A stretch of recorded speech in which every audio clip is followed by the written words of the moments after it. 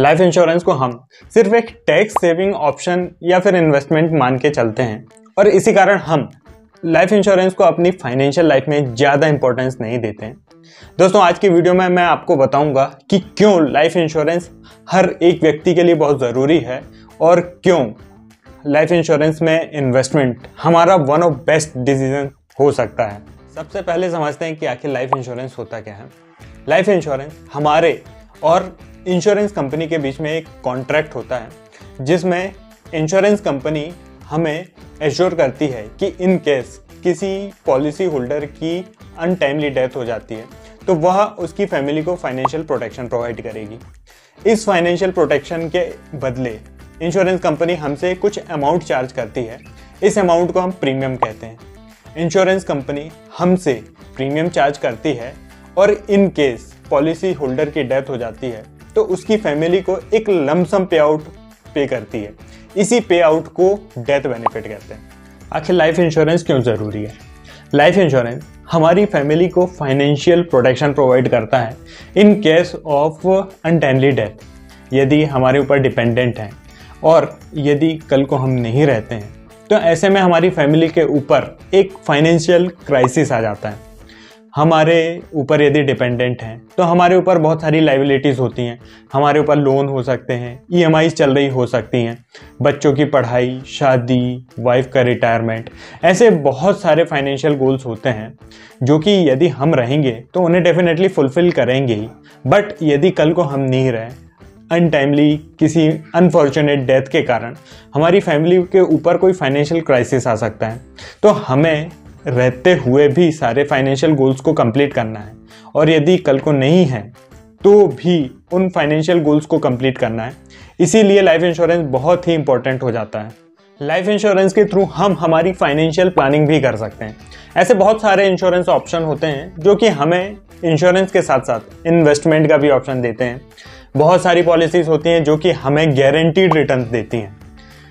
इन guaranteed returns के through हम हमारे फाइनेंशियल गोल्स को एकम्प्लिश कर सकते हैं, क्योंकि जब रिटर्न्स ही गारंटीड हैं तो फिर उन गोल्स का कंप्लीट होना डेफिनेटली गारंटीड होता है। लाइफ इंश्योरेंस की जो इन्वेस्टमेंट पॉलिसीज होती हैं वो हमारे लिए एज ए इमरजेंसी फंड भी काम करती हैं, क्योंकि बहुत सारी इंश्योरेंस कंपनीज में हमें यह ऑप्शन होता है कि हम हमारी इंश्योरेंस पॉलिसी के अगेंस्ट में लोन ले सकते हैं। ऐसे में यदि कभी भी हमें इमरजेंसी में पैसों की ज़रूरत है तो हम इन पॉलिसी के अगेंस्ट में लोन लेके अपनी नीड्स को फुलफिल कर सकते हैं। लाइफ इंश्योरेंस पॉलिसीज़ के हमारे पास बहुत सारे ऑप्शन होते हैं, जैसे कि term insurance, whole life insurance, money back policies, endowment policies, ULIPs. हर पॉलिसीज़ के अलग अलग फीचर्स हैं और उनके कुछ बेनिफिट्स होते हैं और कुछ उनके डिसएडवांटेज भी होते हैं। हमें हमारी अपनी सिचुएशन और अपनी नीड के अकॉर्डिंग लाइफ इंश्योरेंस परचेस करना चाहिए। हमें फाइनेंशियल प्लानिंग के लिए लाइफ इंश्योरेंस परचेस करना है या फिर अपने फैमिली की फाइनेंशियल सिक्योरिटी के लिए लाइफ इंश्योरेंस परचेस करना है। यदि फाइनेंशियल प्लानिंग के लिए करना है तो फिर एंडोमेंट प्लान या फिर यूनिट प्लान को कंसिडर कर सकते हैं। यदि हम अपनी फैमिली की फाइनेंशियल सिक्योरिटी चाहते हैं तो फिर सबसे अच्छा ऑप्शन टर्म इंश्योरेंस का ही है। जो एंडोमेंट प्लान होते हैं उनमें एक सेविंग का कंपोनेंट होता है और एक इंश्योरेंस का कंपोनेंट होता है। यूजुअली हम जो एनुअल प्रीमियम पे करते हैं उसका 10 टाइम्स का कवरेज हमें इन एंडोमेंट प्लान्स में मिलता है। ये प्लान जो होते हैं हमें एश्योर्ड रिटर्न देते हैं और इनका टेन्योर काफ़ी लंबा होता है, 10 साल, 15 साल, 20 साल। तो इनके एश्योर्ड रिटर्न के साथ हम हमारे लॉन्ग टर्म गोल्स की प्लानिंग कर सकते हैं। इन प्लान का एक ड्रॉबैक ये होता है कि इनके जो रिटर्न होते हैं काफ़ी कम होते हैं, जो कि इन्फ्लेशन को भी बीट नहीं कर पाते। नेक्स्ट प्लान है ULIP plan, unit linked insurance plan. ये प्लान एक तरह से म्यूचुअल फंड की तरह होते हैं जिनका कुछ पोर्शन स्टॉक मार्केट में इन्वेस्ट होता है और कुछ पोर्शन से हमें इंश्योरेंस मिलता है। इनमें भी हम जितना एनुअल प्रीमियम पे करते हैं उतने अमाउंट की 10 टाइम्स का हमें इंश्योरेंस कवरेज मिलता है। ये प्लान एंडोमेंट प्लान से ज़्यादा रिटर्न देते हैं क्योंकि स्टॉक मार्केट में इन्वेस्ट करते हैं और इनमें कम से कम 5 साल का लॉक इन पीरियड होता है, जो कि हमारे लिए एक डिसिप्लिन बिल्ड करने में हेल्पफुल होता है। इन प्लान का एक ड्रॉबैक यह है कि इनके जो चार्जेस होते हैं काफ़ी हाई होते हैं। नेक्स्ट ऑप्शन है टर्म लाइफ इंश्योरेंस का। टर्म लाइफ इंश्योरेंस जैसा कि नाम से ही क्लियर है, हमें एक स्पेसिफिक टर्म के लिए कवर करता है, जो कि 5 साल, 10 साल, 15 साल या फिर 20-30 साल जो भी है, जो हम सेलेक्ट करते हैं उतने टाइम पीरियड तक हमें कवर करता है।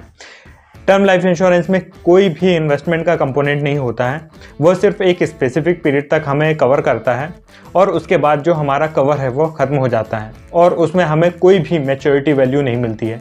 टर्म इंश्योरेंस क्योंकि एक प्योर इंश्योरेंस प्रोडक्ट होता है इसलिए इसका प्रीमियम काफ़ी कम होता है। हमें बहुत ही अफोर्डेबल प्रीमियम्स में एक हायर कवरेज मिल जाता है।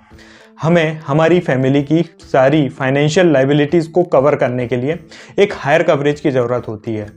टर्म लाइफ इंश्योरेंस में यूजुअली हमें हमारी एनुअल इनकम के 10 to 25 टाइम्स तक का कवर मिल जाता है, जो कि एक बहुत ही अच्छा फीचर होता है। टर्म लाइफ इंश्योरेंस में हमें कुछ ऑप्शंस मिलते हैं जैसे कि मनी बैक और होल लाइफ इंश्योरेंस।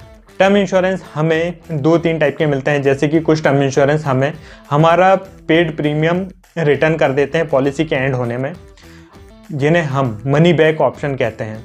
इस प्लान को लेते हैं तो हमें 20-30% हायर प्रीमियम पे करना होता है, जो कि ज़्यादा कॉस्ट इफेक्टिव नहीं होता है।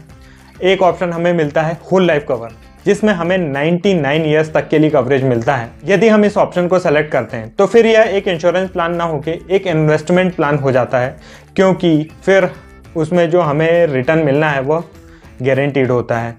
इसीलिए इन जो प्लान्स का प्रीमियम है वो काफ़ी हाई होता है। हमें कोशिश करना चाहिए कि हम इंश्योरेंस और इन्वेस्टमेंट को अलग रखें, प्योर टर्म प्लान को परचेज करें और मनी बैक प्लान और होल लाइफ कवर को ना लें, क्योंकि होल लाइफ कवर का जो प्रीमियम होता है काफ़ी हाई होता है। टर्म इंश्योरेंस लेते समय हमें यह भी ध्यान रखना है कि हम कितने टेन्योर का टर्म इंश्योरेंस ले रहे हैं और कितने अमाउंट का, क्योंकि हमारा कवरेज अमाउंट जितना हाई होगा हमारा प्रीमियम उतना हाई होगा। हम जितने लंबे टेन्योर के लिए लेंगे उतना ही ज़्यादा हमें प्रीमियम पे करना पड़ेगा। प्रीमियम पे करने के लिए भी हमें 2-3 ऑप्शन मिलते हैं, जैसे कि लिमिटेड पे, रेगुलर पे और वन टाइम पे। मतलब कि आप चाहें तो अपने पूरे टेन्योर का प्रीमियम एक बार में पे कर सकते हैं, या फिर 5 या 10 सालों में पे कर सकते हैं, या फिर जब तक आपका कवरेज है उतने सालों तक प्रीमियम पे कर सकते हैं। कौन सा लाइफ इंश्योरेंस प्रोडक्ट लेना है यह बहुत ही इंपॉर्टेंट होता है, क्योंकि हमारे पास ढेर सारे ऑप्शन है कौन सा प्रोडक्ट लें और कौन सा नहीं लें। किसी भी लाइफ इंश्योरेंस प्रोडक्ट को लेते समय सबसे बड़ी गलती हम ये करते हैं कि जो भी हमें हमारे बैंक के आरएम ने सजेस्ट कर दिया या किसी रिश्तेदार फ्रेंड ने सजेस्ट कर दिया, हम उसे ही ले लेते हैं। देखिए दोस्तों, लाइफ इंश्योरेंस एक बहुत ही इम्पॉर्टेंट फाइनेंशियल डिसीजन होता है हमारी लाइफ का, क्योंकि हमारी फैमिली की फाइनेंशियल सिचुएशन, हमारी लाइबिलिटीज़, हमारे आने वाली फैमिली की सिक्योरिटी इस बात पे डिपेंड करती है। इसीलिए हमें हमारी सिचुएशन के अकॉर्डिंग राइट प्रोडक्ट लेना बहुत ही ज़रूरी है। इसे लेने के लिए आप किसी अच्छे इंश्योरेंस एजेंट या फिर किसी एक अच्छे फाइनेंशियल एडवाइज़र की हेल्प ले सकते हैं, जो कि आपको एक राइट प्रोडक्ट राइट सम इंश्योर्ड के साथ लेने के लिए आपकी हेल्प करेंगे। एट लास्ट मैं यही बोलूँगा कि लाइफ इंश्योरेंस हमारी फाइनेंशियल लाइफ के लिए बहुत ही ज़रूरी है। किसी भी इन्वेस्टमेंट को स्टार्ट करने से पहले अपनी फैमिली को सिक्योर करें, एक सही सम इंश्योर्ड का एक राइट प्रोडक्ट परचेज करें, अपनी सारी फैमिली की लाइबिलिटीज़ को कवर करें और उसके बाद फिर अपना इन्वेस्टमेंट स्टार्ट करें। दोस्तों, यदि आपको इस वीडियो से रिलेटेड कोई भी डाउट है तो आप नीचे कमेंट करके पूछ सकते हैं।